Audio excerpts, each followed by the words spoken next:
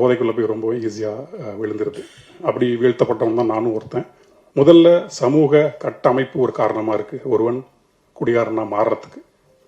அதன் பிறகு இந்த பொருளாதார ஏக்கம்னு ஒன்று சொல்லுவோம். பொருளாதார ஏற்றத்தாழ்வுகள் இருக்கு இல்லையா, ஒரு பக்கம் பணம் போயிட்டு இருக்கு, ஒரு பக்கம் பணம் இல்லை, ஆனால் அதே உழைப்பு தான் போடப்படுது. ஆனால் வரலங்கும் போது கிடைக்கக்கூடிய அந்த ஏக்கம், அந்த ஏக்கத்தை வெளிப்படுத்த முடியாமல் செயல்படுத்த முடியாமல் இருக்கக்கூடிய அந்த ஆற்றாமை, அந்த இயலாமை, இது எல்லாமே டபால்னு தள்ளி கொண்டு போய் போதை பக்கம் விட்டுரும்.